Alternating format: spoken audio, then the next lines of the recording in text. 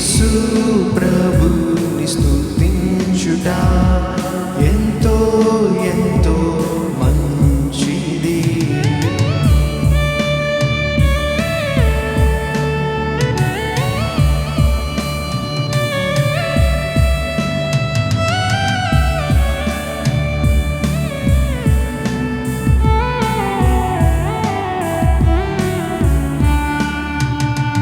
విలువైన రక్తము సిలువలో కాచి, విలువైన రక్తము సిలువలో కాచి, కలుషాత్ముల మమ్ము ప్రభు కడిగేను, కలుషాత్ముల మమ్ము ప్రభు కడిగేను.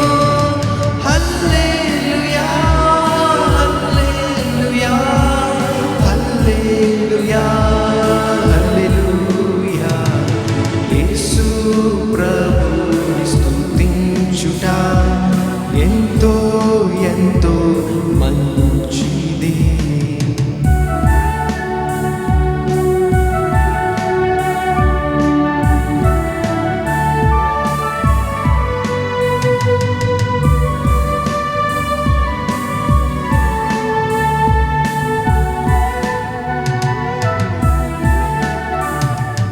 ఎంతో గొప్ప రక్షణనిచ్చి, ఎంతో గొప్ప రక్షణనిచ్చి, వింతైన జనముగా మమ్ము చేసేను, వింతైన జనముగా మమ్ము చేసేను.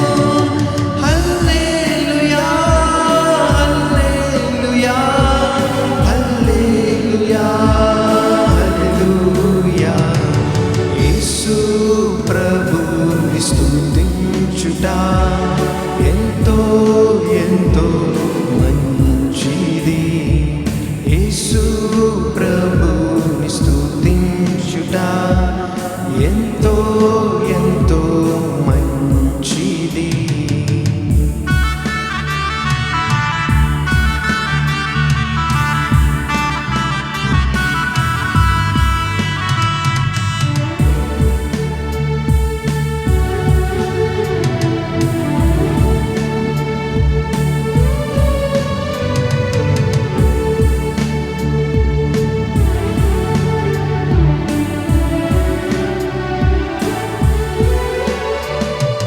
మా శైలము మా కేడెము, మా శైలము మా కేడెము, మా కోటయు మా ప్రభువే, మా కోటయు మా ప్రభువే. హల్లెలూయా హల్లెలూయా హల్లెలూయా హల్లెలూయా. యేసు ప్రభుని స్తుతించుట ఎంతో ఎంతో మంచిది. యేసు ప్రభుని స్తుతించుట ఎంతో ఎంతో మంచిది.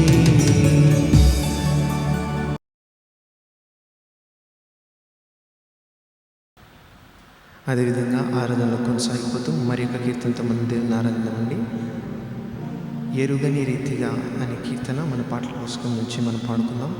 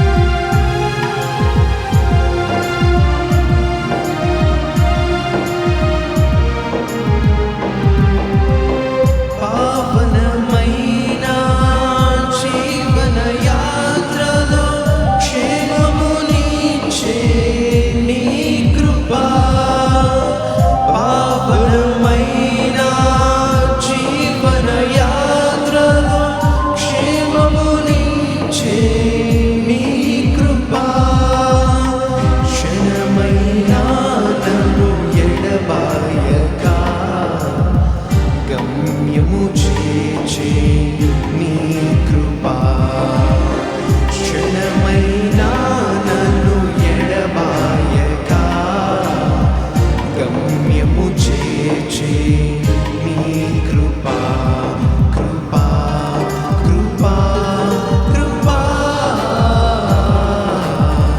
యేసు నీ కృపా ఎరుగని రీతిగా నన్ను దర్శించి నీ కృపా ఎరుగని రీతిగా నన్ను దర్శించి నీ కృపా ఇంతవరకు కాచనే చింత నుండి నీ కృపా అంతము వరకు నడిపించునే అంతేలేని నీ కృపా ఇంతవరకు కాచనే చింత నుండి నీ కృపా అంతము వరకు నడిపించునే అంతేలేని నీ కృపా కృపా కృపా కృపా యేసు నీ కృపా ఎరుగని రీతిగా నన్ను దర్శించే నీ కృపా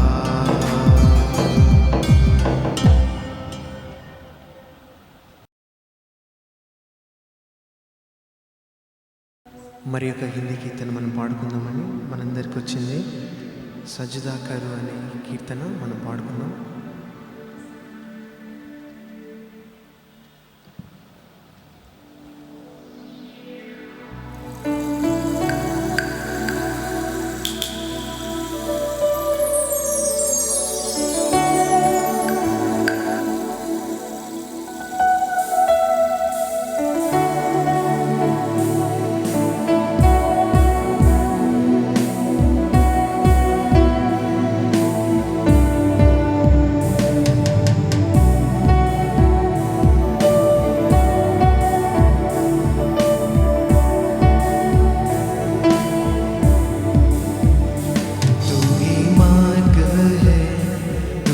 सत्य है तू ही जीवन है मेरे प्रभु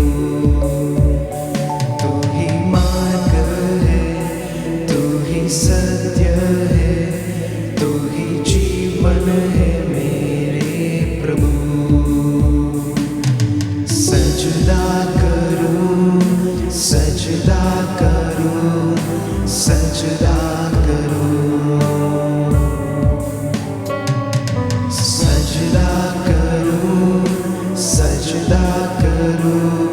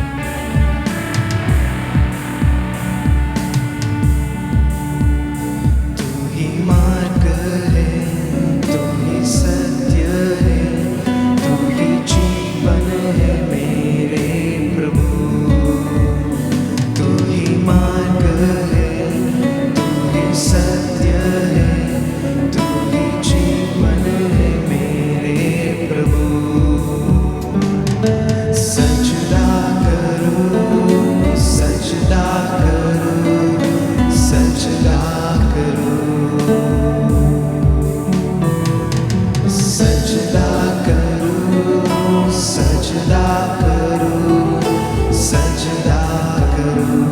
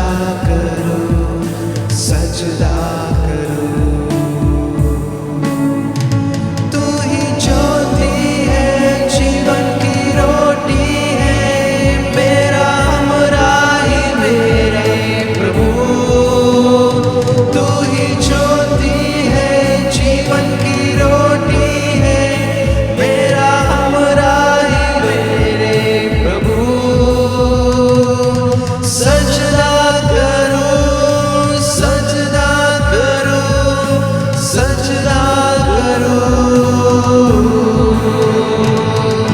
सजदा करो, सजदा करो, सजदा करो।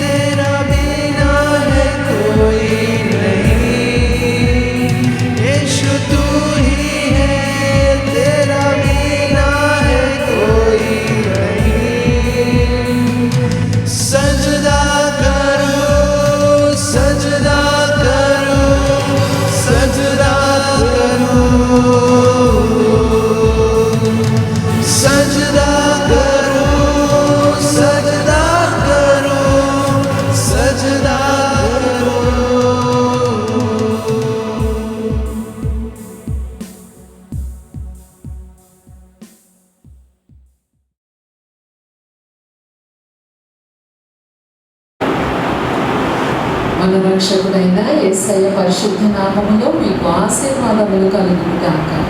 మరో ప్రభు దినమందు ఈ రీతిగా దేవుని మాటలతో మీ యొద్దకు రావడానికి కృపనిచ్చిన దేవునికి సమస్తమైన మహిమ కలుగును గాక. యేసయ్య మనలను శాశ్వతమైన ప్రేమతో ప్రేమించి మానక మన ఎడల వాత్సల్యాన్ని కనబరుస్తూ మన అనుదిన జీవితాలలో అనుగ్రహిస్తున్న సంరక్షణ, పోషణ, సహాయమును బట్టి మనం ఎంతగానో కృతజ్ఞతాస్తుతులు చెల్లింపవలసిన వారిగా ఉన్నాం. గత కొన్ని వారములుగా యేసుక్రీస్తు వారు ఈ లోకంలోనికి వచ్చి నరుడుగా సశరీరుడుగా మనుషుల మధ్య సంచరించినప్పుడు చేసిన ఆయా అద్భుతమైన కార్యములు, స్వస్థత కార్యాలను గురించి ఒకదాని వెంట ఒకటి సువార్తలలో ఉన్నవి అధ్యయనం చేస్తూ వస్తూ ఉన్నాం. వెతుకండి, యేసుక్రీస్తు వారు ఎన్నెన్నో అద్భుతాలు, సూచక క్రియలు, మహత్కార్యాలు, స్వస్థత కార్యాలు చేయడం జరిగింది. అవన్నీ రాస్తే కనుక అదెంతో పెద్ద మొత్తంలో ఉండేది అని అపోస్తలుడైన యోహన్నయ్య చెప్పడం జరిగింది. మనం విశ్వాసంలో స్థిరపరచబడటానికి, బలపరచబడటానికి మనకు అవసరమైన సంగతులను సంపూర్ణముగా సువార్తలలో లేక పరిశుద్ధ గ్రంథములో నిక్షిప్తమై ఉన్నవి లేక వ్రాయబడి ఉన్నవి అని చెప్పవచ్చును. ఈ సమయంలో యేసయ్య చేసిన మరొక స్వస్థత కార్యము వెంటనే ఇది మిరకల్గా చెప్పవచ్చు. ఈ యొక్క సందర్భాన్ని మనం అందరము జ్ఞాపకం చేసుకొని మనము జరిగిస్తున్న ఈ విశ్వాస యాత్రలో మన విశ్వాసపు స్థాయి, మన విశ్వాసపు పరిమాణము ఎలాగ ఉందో, మనం ఎంతలాగా బలపరచబడవలసి ఉన్నామో, ఒకంత మనలని మనము వాక్యము వెలుగులో చేసుకుంటూ అవసరమైన మార్పులు చేసుకుంటూ సాగినప్పుడు హృదయంలో సంతృప్తి, సమాధానము ఉంటుంది. జీవితం నిర్భరంగా ముందుకు సాగుతుంది. మంచిది. ఈ సమయంలో ఇద్దరు గుడ్డి వాళ్లకు యేసుక్రీస్తు వారి దృష్టిని ఎలా ప్రసాదించారో మత్తయి తన సువార్తలో రాయడం జరిగింది. ఈ సంఘటన 9వ అధ్యాయము 27వ వచనం నుండి 31 వరకు మనం చదువుతామండి. సందర్భం ఏంటంటేనండి, 5 కుమార్తెలు యేసుక్రీస్తు వారు బ్రతికించి ప్రయాణమై వెనుకకు వస్తూ ఉన్నారు. మార్గమధ్యంలో ఇద్దరు గుడ్డి వాళ్ళు యేసుక్రీస్తు వారు ఆ మార్గము గుండా వెళుతున్నాడని విని వారు తమని స్వస్థపరచమని, దావీదు కుమారుడా మమ్మల్ని కనికరించమని కేకలు వేసి, ఆ కాలంలో లేక ఆ యొక్క ప్రాంతంలో ఈ ఇద్దరు గుడ్డి వాళ్ళు మాత్రమే ఉన్నారా? ఇంకా కొంతమంది ఉండి ఉండవచ్చు. అయితే ఈ ఇద్దరు మటుకు మమ్మల్ని కరుణించు దావీదు కుమారుడా అంటూ కేకలు వేశారు. వారికి గుడ్డితనం చలభరితంగా ఉంది. దృష్టి పొందుకోవాలని ఆశిస్తూ ఉన్నారు. యేసుక్రీస్తు వారు తమకు దృష్టిని ఇవ్వగలడు అని నమ్మారండి. అందుకనే మమ్మల్ని కరుణించు అంటూ కేకలు వేశారు. ఆయన వెంట వాళ్ళు వెళ్ళిరి అని కూడా రాయబడి ఉందండి. 28వ వచనం, ఆయన ఎంతో ప్రవేశించిన తర్వాత ఆ గుడ్డి వారు ఆయన యొద్దకు వచ్చి స్వస్థత కలిగే వరకు, యేసయ్య వారితో మాట్లాడే వరకు, ఆయన దృష్టి వారి మీదకి వెళ్ళే వరకు కూడా వీళ్ళు యేసయ్యను వెంబడిస్తూ వచ్చారు. ఆయన వెంట వెళ్ళారు. గుడ్డి వాళ్ళు కదా, ఎలా వెళ్ళారు? మీ పోటీ వాళ్ళు, నా పోటీ వాళ్ళు ఎవరో సహాయం చేశారు. యేసయ్య వెళుతున్న మార్గము గుండా ప్రయాణం చేయడానికి, యేసయ్య వెళ్ళిన ఆ ఇంటిలోనికి వాళ్ళు ప్రవేశించడానికి మన పోటీ వాళ్ళు ఎవరో సహాయం చేసి ఉంటారు. ఈ గుడ్డి వాళ్ళని చూసి యేసుక్రీస్తు వారు ఒక ప్రశ్న వేశారండి. మీకు దృష్టిని ఇవ్వగలమని మీరు నమ్ముతున్నారా అని ఆయన వారిని అడగడం జరిగింది. ఈ సంగతి 28వ వచనంలో ఉంది. యేసు వాళ్ళని చూసి, నేను ఇది చేయగలనని మీరు నమ్ముచున్నారు. వీళ్ళు చూసిన వాళ్ళు కాదు యేసయ్య అద్భుత కార్యాలను, దృష్టి లేదు కనుక. అయితే యేసయ్య చేసిన అద్భుతమైన కార్యాలను గురించి విన్నానండి. వినడం ద్వారా విశ్వాసం కలిగింది, నమ్మకం కలిగింది. తాము కూడా యేసుక్రీస్తు వారి యొద్దకు వెళితే స్వస్థత కలుగుతుంది అన్న నమ్మకం వాళ్ళకి కలిగింది. వాళ్ళని అడుగుతున్నారు, ఆయన మీరు నమ్ముతున్నారా? వాళ్ళ జవాబు, నమ్ముచున్నాము ప్రభువా అని వాడు చెప్పడం జరిగింది. యేసుక్రీస్తు వారు అన్నారు, వారి నమ్మిక చొప్పున వారికి దృష్టి కలుగును కాక అని చెప్పడం జరిగింది. అంతేకాదండి, ఆయన వాళ్ళని ముట్టడం జరిగింది. అప్పుడు ఆయన వారి కన్నులు ముట్టి, మీ నమ్మిక చొప్పున మీకు కలుగును కాక అని చెప్పినంతలో వారి కన్నులు తెరవబడెను. మీ నమ్మిక చొప్పున మీకు కలుగును గాక. ఆనాడే కాదు, ఈనాడు కూడా దేవుని ప్రజలముగా మనము ఆయా విషయాలను దేవుని సముఖంలోనికి తీసుకొని వెళుతున్నప్పుడు, పొందుకుంటాము అన్న నమ్మకంతో మనం వెళ్ళినప్పుడు మనకున్న విశ్వాసాన్ని బట్టి ఆయన కార్యములను జరిగించును. ఈ పరిశుద్ధ లేఖనాలలో నుండి ఆయా సందర్భాలలో ఆయా వ్యాధిగ్రస్తులు ప్రభు సముఖంలోనికి తేబడినప్పుడు తీసుకుని వచ్చిన వారి విశ్వాసాన్ని చూచి యేసయ్య స్వస్థపరిచిన సందర్భాలు ఉన్నాయి. మీరు ఇది నమ్ముతున్నారా అని ప్రతిసారి అడగలేదు ఆయన ఎదుటికి ఎవరు వచ్చినా, ఏ విధమైన వ్యాధిగ్రస్తులు వచ్చినా, వారు దురాత్మ పీడితులే కావచ్చు, వ్యాధిగ్రస్తులే కావచ్చు, చనిపోయిన వారే కావచ్చు, ఎవరు ఆయన ప్రెజెన్స్లోకి, ఆయన దృష్టిలోకి వచ్చిన వాళ్ళందరికీ కూడా యేసుక్రీస్తు వారు స్వస్థతను ఇవ్వడం జరిగింది. అంతేకాదు, వారికి నిత్య జీవాంతమైన మార్గాన్ని ఉపదేశించడం జరిగింది. ఈ కార్యాలను చూసిన అనేకులు యేసయ్యను వెంబడించడంలో స్థిరచిత్తులై ఉన్నారు. అనేక మంది రక్షణ మార్గంలోనికి రావడము జరిగింది. భౌతికపరమైన గురుడితనం మనుషులకి ఎంతో ఇబ్బందిని, కష్టాన్ని కలుగజేస్తుంది. ఆ మాటకు వస్తే గురుడితనం ఏంటిది? కొంత మసక వచ్చిన చదవగలిగిన వాళ్ళం చదువుకోలేకపోయినట్లయితే కళ్ళజోడు పెట్టుకుంటున్నాం కదండి. దృష్టి ఎంతో ప్రధానమైనది మానవ మనుగడకి. లేకపోతే కనుక ప్రతి విషయానికి ఎవరో ఒకరిపైన ఆధారపడాలి. ఎప్పుడూ ఎవరో ఒకరి సహాయం అవసరం అవుతుంది. విశ్వాసంతో వచ్చిన వీళ్ళకి యేసుక్రీస్తు వారు స్వస్థతను కలుగచేసి ఉన్నారు. దేవుని ప్రత్యేక మన విషయాలను, మన అవసరతలను, అక్కర్లను, కొద్దువలను దేవుని సముఖంలోనికి తీసుకొని వెళ్ళినప్పుడు ఆయన మనకు జవాబునిచ్చారు. అయితే మనం గమనించాల్సింది ఒకటి ఉందండి. వాళ్ళు కరుణించుమని కేకలు వేశారు. చుట్టూ ఉన్న మనుషులు ఏమనుకుంటారు అని వాళ్ళు దానిని గురించి ఆలోచన చేయలేదు. వారికి కావాల్సింది దృష్టి. అది పొందుకునే వరకు కూడా, యేసయ్య వారి తట్టు తిరిగి వారికి సహాయం చేయు వరకు కూడా వారు పట్టుదలతో కరుణించుము అన్న కేకలు వేశారు. ఇవి మంచి కేకలే, ఇవి చెడ్డ కేకలు కాదు. చెడ్డ కేకలు వేసిన వాళ్ళని గురించి మనం బైబిల్లో చదువుతాం. అనాలోచనగా, అర్థం కాక యేసుక్రీస్తు వారిని సిలువ వేయమని కేకలు వేసినట్లుగా మనము సువార్తలలో చదువుతాం. అవి మంచి కేకలు కాబట్టి ఈ ఇద్దరు గుడ్డి వాళ్ళు వేసిన కేకలు మంచి కేకలు. వీళ్ళకి దృష్టి కలిగింది. దేవుని ప్రజలుగా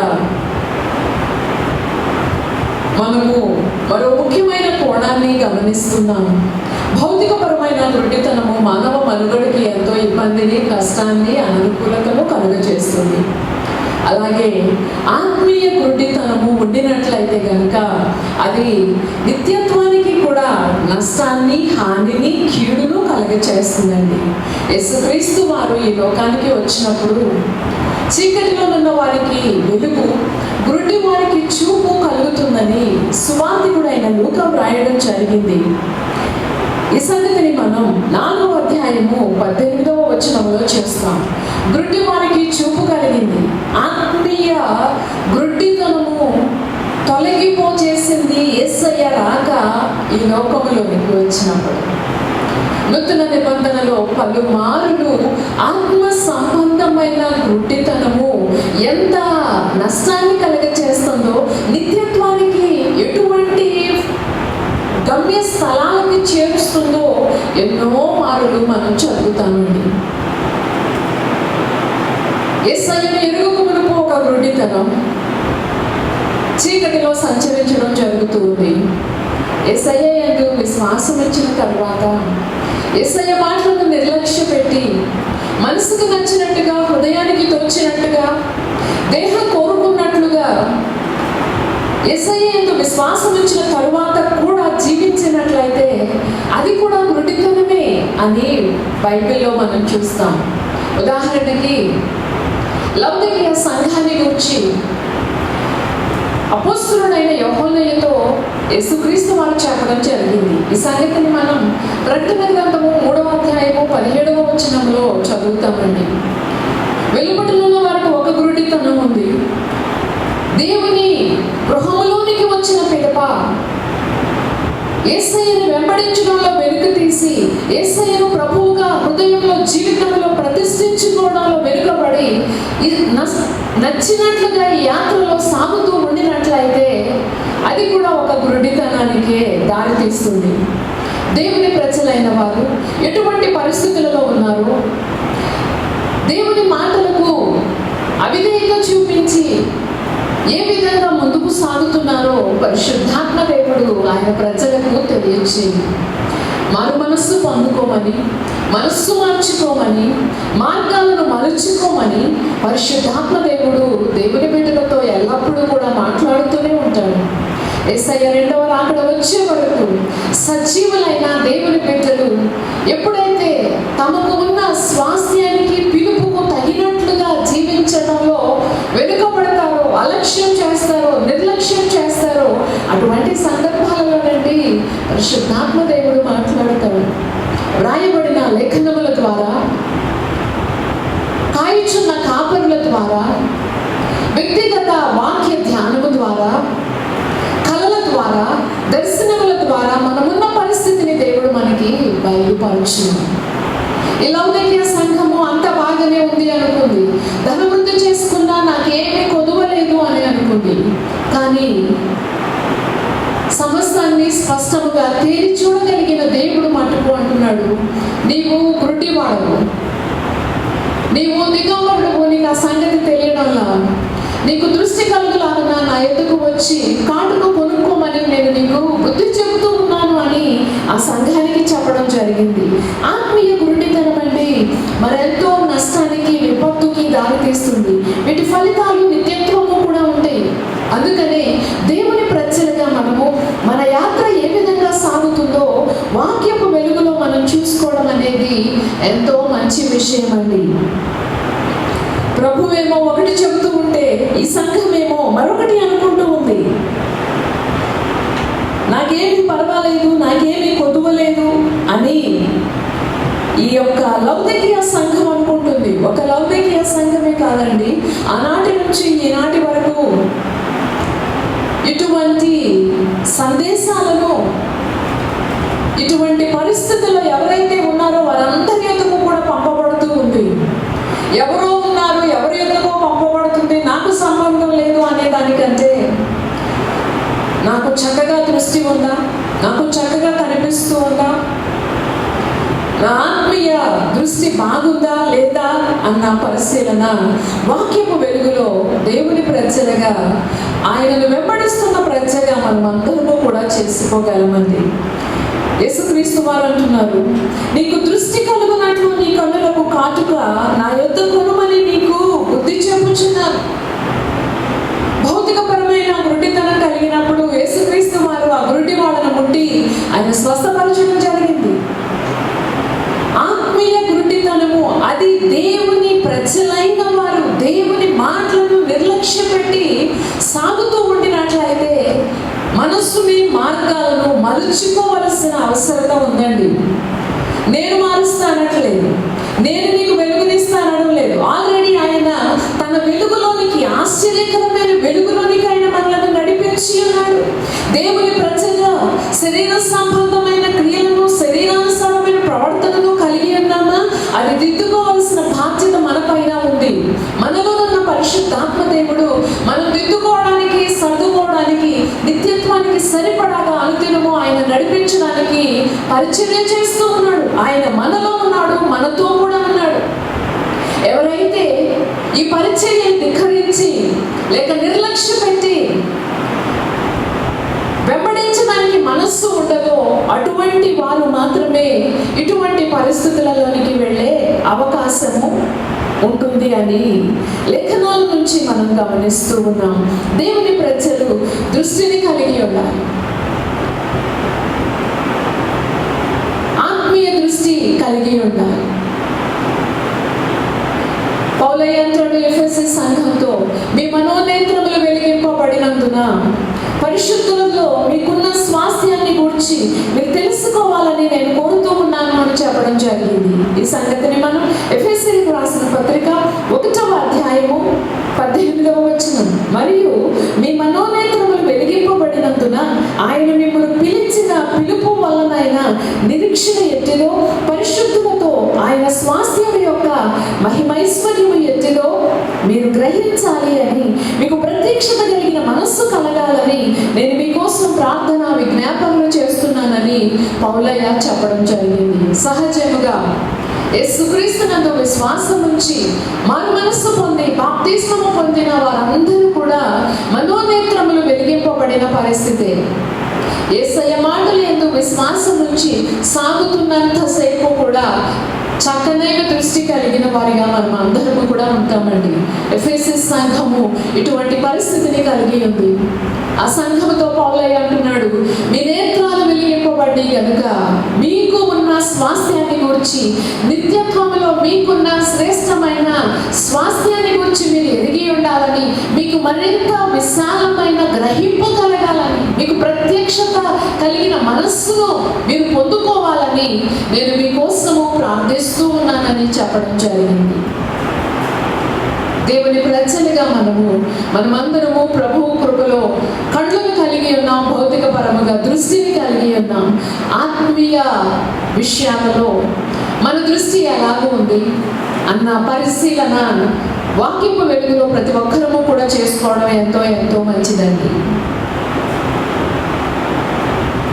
మన ఆత్మీయ దృష్టి తేటగా ఉండినప్పుడు ప్రభువు యొక్క నడిపింపు మనకి అర్థమవుతుంది. ఆయన సంకల్పాన్ని మనం నెరవేర్చడానికి సాధ్యపడుతుంది.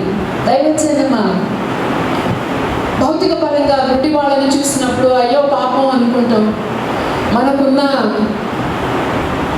ధన్యత వాళ్ళకి లేదే అనిపిస్తుంది. అప్పుడప్పుడు చిన్న చిన్న పనులు చేస్తూ ఉంటారు.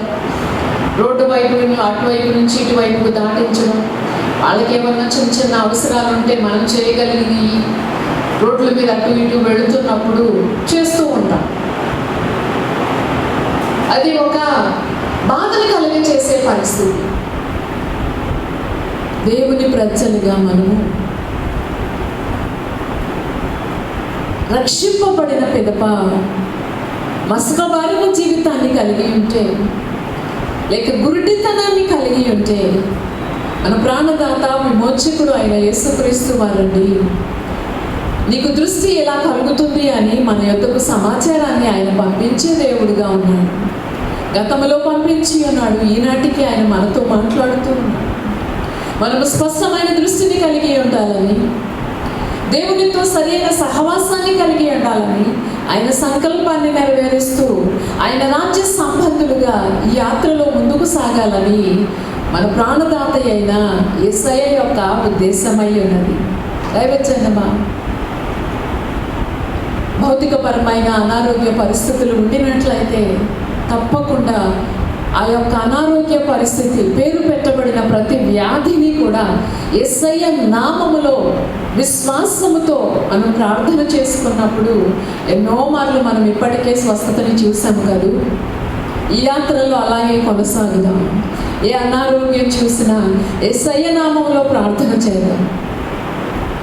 యేసయ్య మనకిచ్చే జవాబులు ఉన్నవి, వాటిని పొందుకొని ముందుకు సాగుదాం.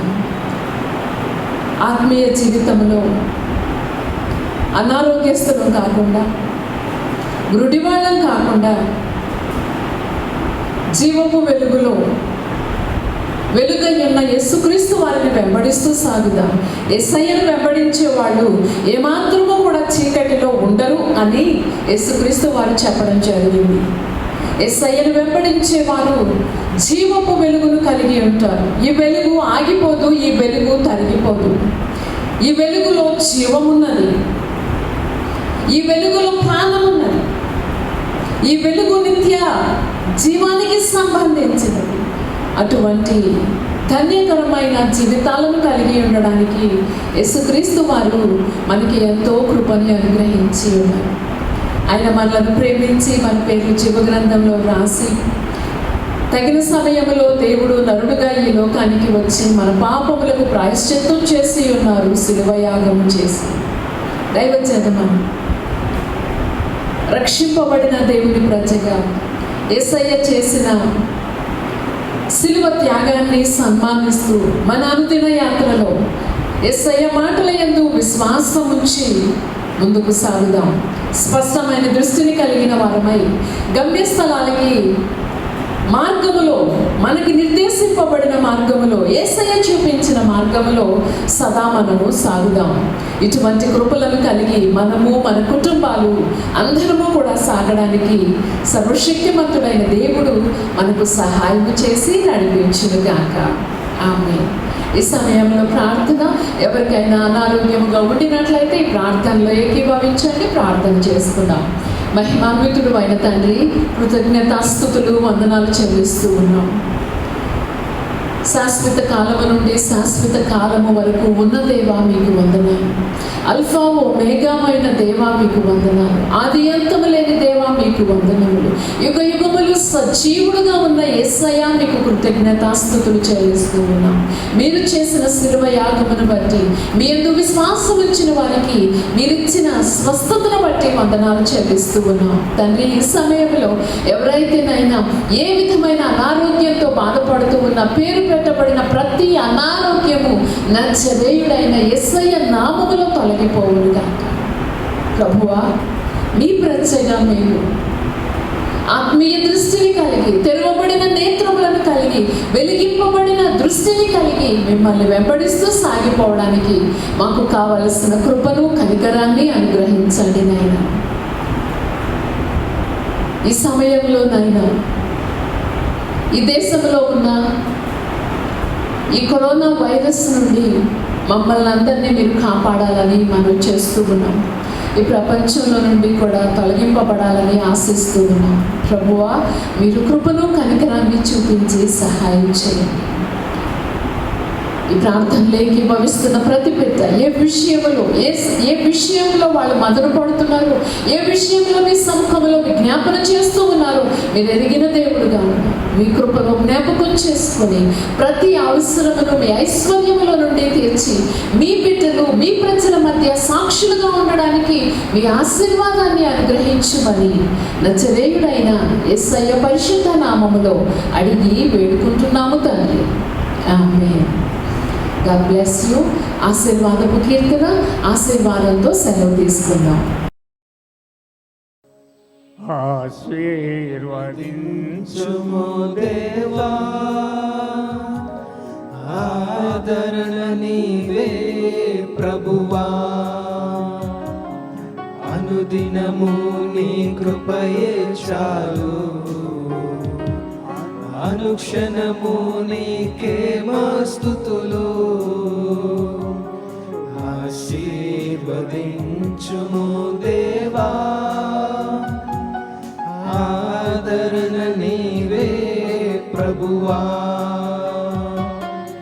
ఆపత్కాలములో సహాయకుడవు నీవు, అందరినీ ప్రేమించే యేసునాథుడవు. ఆపత్కాలములో సహాయకుడవు నీవు, అందరినీ ప్రేమించే యేసునాథుడవు. ఆశ్రయ దుర్గము నీవే, ఆనంద తైలము నీవే,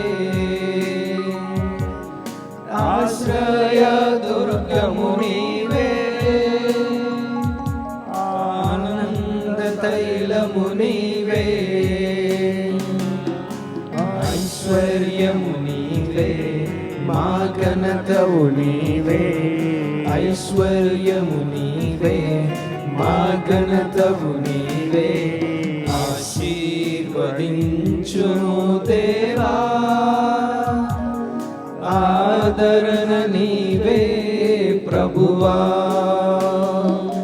నీయందు భయభక్తుల కలవారి ఎడల దయచూపుచున్నావు తరముల వరకు. నీయందు భయభక్తుల కలవారి ఎడల దయచూపుచున్నావు తరముల వరకు. నీయందు భయభక్తుల గలవారి పిల్లలు,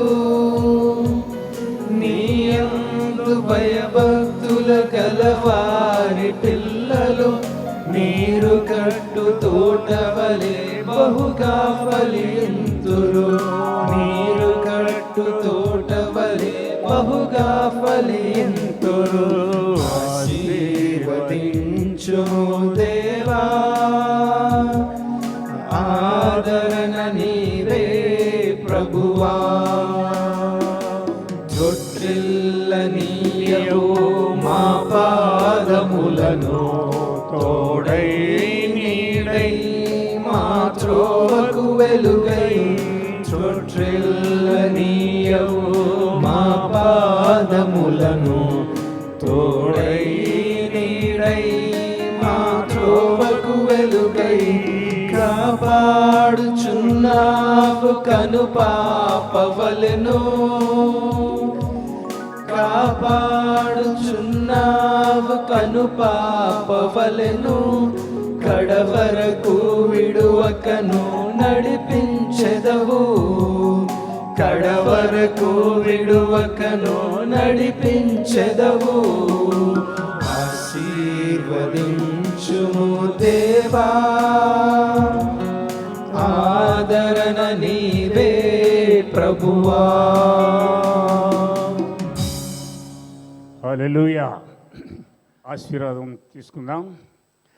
మన తండ్రి అయిన దేవుని ప్రేమ, ఆయన కుమారుడైన యేసుక్రీస్తు వారి యొక్క కృపయు, పరిశుద్ధాత్మ యొక్క అన్యోన్య సహవాసము ఇప్పుడు ఎల్లప్పుడూ కూడి ఉన్నటువంటి సంఘమునకు, అలాగే సత్యవాక్యాన్ని సరిగా అందించుతున్నటువంటి తన దాసురాలకు ఆయన కృప సదా తోడయుండి నడిపించునుగాక. ఆమేన్. మిమ్మల్ని దేవుడు దీవించి ఆశీర్వదించునుగాక.